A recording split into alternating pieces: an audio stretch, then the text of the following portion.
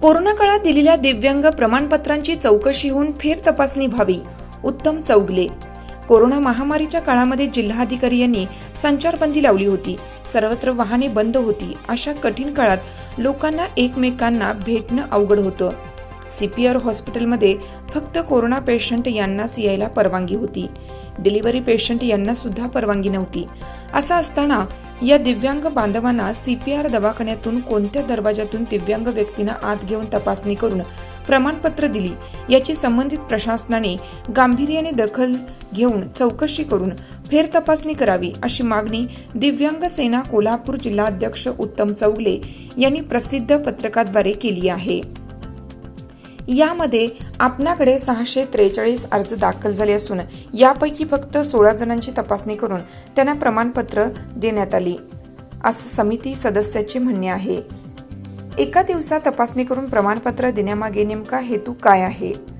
Corona महामारीच्या काळात Covid कामकाजात बाधा न येता कशा प्रकारे तपासणी केली याचा खुलासा करावा. ऑनलाईन अर्ज भरून तपासणी केली तर 1.5 ते 2 महिने सर्टिफिकेट अप्रूव्हल व्हायला लागतात. मग यांना एका दिवसात तपासणी तसेच लगेच प्रमाणपत्र मिळेलच कसे याबाबत प्रश्नचिन्ह उपस्थित होत आहे. कोरोना काळात यामध्ये सहभागी असणाऱ्या कर्मचारी अधिकारी यांची हजेरीपट मिळावं. तसेच या काळात तपासणी झालेल्या सर्व दिव्यांग यांची यादी जमा करून घेतलेली जुनी प्रमाणपत्र तपासणी अधिकारी यांची संपूर्ण माहिती मिळावी.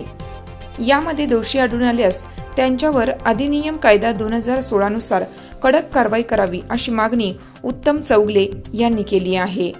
हिरकणी न्यूज करिता विजय शिंदे, उचगाव, कोल्हापूर.